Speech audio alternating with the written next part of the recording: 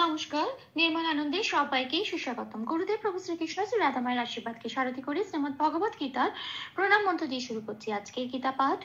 শ্রীকৃষ্ণ হৃদয়ং গীতা সংসার মরণাশিনীম জ্ঞানম ভক্তি মুক্তি দাত্রীম গীতা দেবীম নমস্তুতে। ওং নমো ভগবতে বাসুদেবায়। ওং নমো ভগবতে বাসুদেবায়। ওং নমো ভগবতে বাসুদেবায়। রাধে রাধে রাধে রাধে রাধে রাধে রাধে রাধে রাধে রাধে।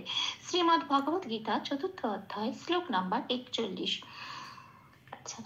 যোগ সন্ন্যস্ত কর্মাণং জ্ঞান সংচ্ছিন্ন সংশয়ম আত্মবন্তম ন কর্মাণি নিবধ্নন্তে ধনঞ্জয়। আচ্ছা, এখানে প্রথম লাইনের প্রথম পাঠটুকু হচ্ছে যোগ সন্ন্যস্ত কর্মাণং। এটা আমি বাংলায় বললাম। এবার দেখবো এটাকে কিভাবে সংস্কৃততে উচ্চারণ করা যায়। একেবারে সংস্কৃত উচ্চারণের কাছাকাছি পৌঁছানো যায়, সেই জন্য প্লাস প্লাস দিয়ে বাংলা হরফে লিখে সাজিয়ে নেওয়া হয়েছে। কিছু কিছু অক্ষর লাল রং দেওয়া হয়েছে। যে যে অক্ষরগুলো লাল রং দেওয়া হয়েছে চান্টিং এ চলনের সময় সেই অক্ষরগুলো উচ্চারিত হবে না, ঠিক তার উপরের ব্র্যাকেটে যে অক্ষরগুলো দেওয়া আছে সেগুলোই উচ্চারিত হবে। আচ্ছা, তাহলে দেখি প্রথম লাইনে প্রথম পাঠটা সংস্কৃত উচ্চারণ কিরম হবে। যোগ সন্ন্যাস্তা কর্মণাম, এইটুকুনি আমার প্রথম লাইনের প্রথম পাঠ।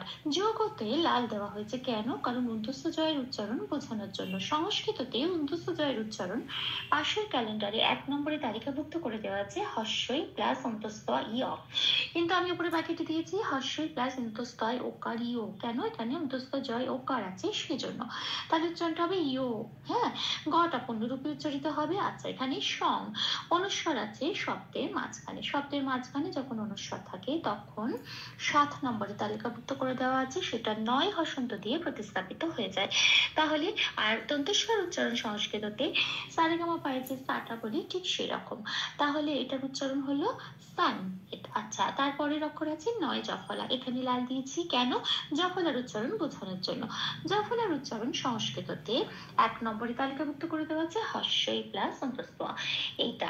এবার এটাকে 9 সাথে পড়ে দিতে হবে। তাহলে কি হবে? 9 হস্যই অন্তস্থ নিয়ম। এটাই হচ্ছে সংস্কৃত উচ্চারণ নিয়ম। তারপরের অক্ষর আছে যন্তেশ্বয় তয়। এটা একটা যুক্ত অক্ষর। যুক্ত অক্ষরের নিয়ম হচ্ছে একটু ভেঙে বলতে হয়।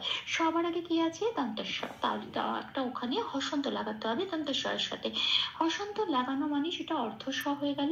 আর অর্ধস্বরের নিয়ম হচ্ছে সে সবসময় আগের অক্ষরের সাথে জুড়ে উচ্চারিত হয়। তাহলে এটা যন্ত্রের নজাকুলার সাথে জুড়ে উচ্চারিত হবে। তাহলে উচ্চারণটা হবে নিয়াস। হ্যাঁ, আচ্ছা, তাহলে তটা পরে রইল পূর্ণরূপে উচ্চারিত হবে। তারপরে আছে কর্মানাং, ময় রেপ আছে। রেপ থাকলে পাশে 3 নম্বরে তালিকাভুক্ত করে দেওয়া আছে বয়শূন্য রয় হসন্ত দিয়ে প্রতিস্থাপিত হয়ে যায়। বয়শূন্য রয় হসন্ত মানে অর্ধরা। নিয়ম অনুযায়ী সে আগের অক্ষর কয়ের সাথে জুড়ে উচ্চারিত হতে পারবে। তাহলে হলো ক, আর মাটা ফ্রি হয়ে গেল ম রেপ থেকে। মাটা মা বলেই পড়ে রইল। তারপরে আছে নম। আচ্ছা, অনুস্বর আছে শব্দের শেষে। শব্দের শেষে অনুস্বর থাকলে 4 নম্বরে তালিকাভুক্ত করে দেওয়া আছে, সেটা ময় হসন্ত দিয়ে প্রতিস্থাপিত হয়ে যায়। তাহলে প্রথম লাইনে প্রথম পাঠে সংস্কৃত উচ্চারণটা কি পেলাম? যোগ সন্ন্যস্ত কর্মা নাম। এটা আসি পরের পাঠে জ্ঞান সংচ্ছিন্ন সংশয়ম। এটা আমার সেকেন্ড পার্ট প্রথম লাইনের। আচ্ছা, এবার দেখে দেখে কিভাবে সংস্কৃত উচ্চারণ করবো। জ্ঞান যেমন আছে তেমন, নয় কোনো হসন্ত নেই, তাই ন পূর্ণ রূপে বলতে হবে জ্ঞান বলে, জ্ঞান বলতে পারবো না, জ্ঞান। আচ্ছা, এবারে আছে সং, অনুস্বর আছে শব্দের মাঝখানে।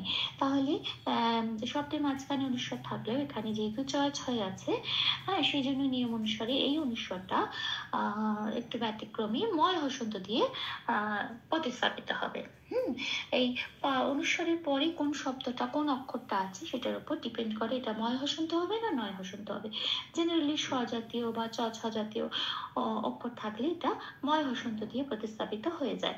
আচ্ছা, তারপরে আছে চয় ছয় হস্য। এটা একটা যুক্ত অক্ষর। চটাকে হসন্ত লাগিয়ে বাইরে পার করলাম, অর্ধ চ হলো, সেটাই আগের অক্ষর ময় হসন্তের সাথে জুড়ে উচ্চারিত হবে। এখানে বলে রাখি ময় হসন্ত চয় হসন্ত দুটো একসাথে হসন্ত লাগা অক্ষর, সেই জন্য উপরের ব্র্যাকেটে ময় চয় হসন্ত দিয়ে লেখা হয়েছে।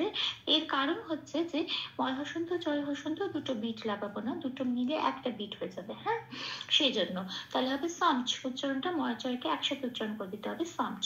আর তাহলে ছটা পড়ে রইলো, ছয় হস্যটা পড়ে রইলো যেমন আছে তেমন।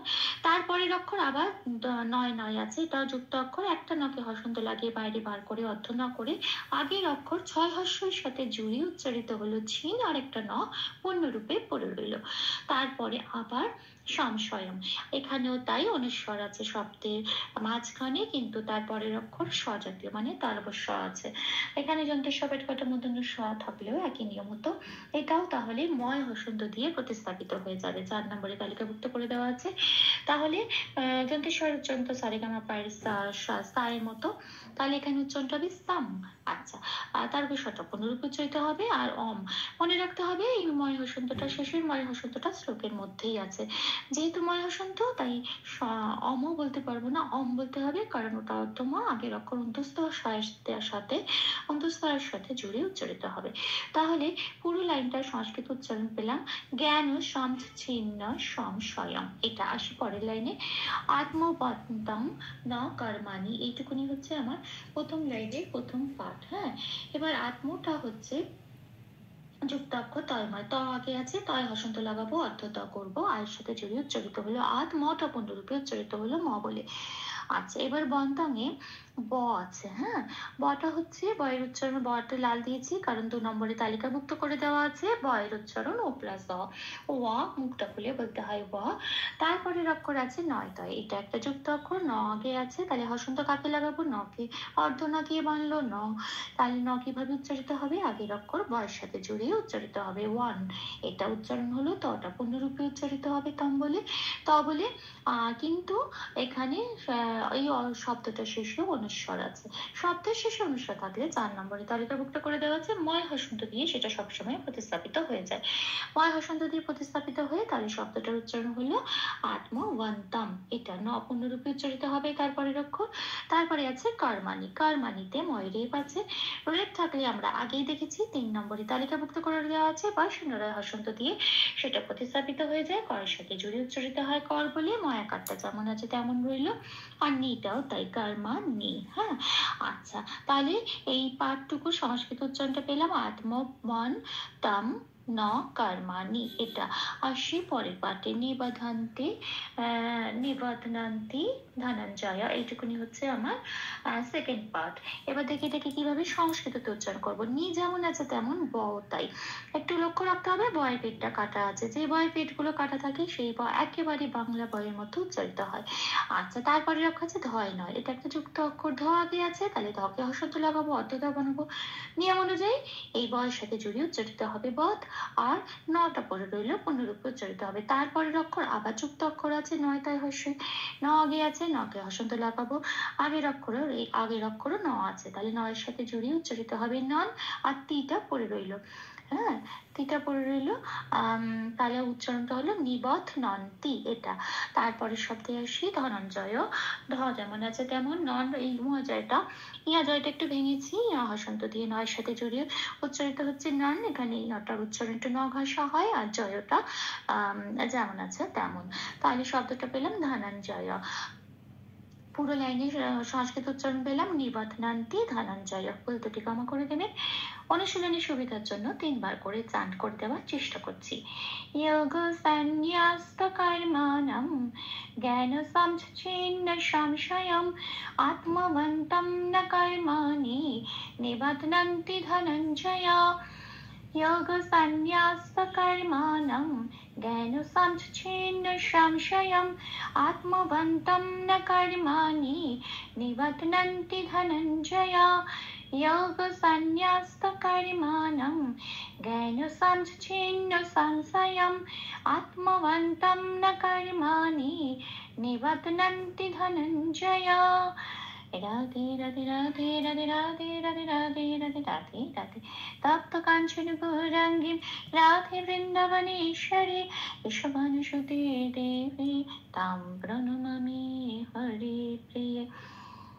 প্রভু শ্রী রাধামার কৃপা দৃষ্টি আমাদের সবার উপর বর্ষিত হোক। ধন্যবাদ। আপনাদের উচ্চারণে আমার অনুপ্রেরণা, আমার সকল ভুল ত্রুটির ক্ষমা প্রার্থনা প্রভুর চরণে অর্পণ করলাম।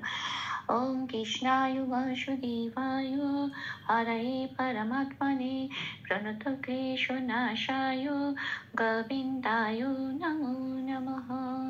ওম শ্রীকৃষ্ণার্পণমস্তু। জয় শ্রীকৃষ্ণ।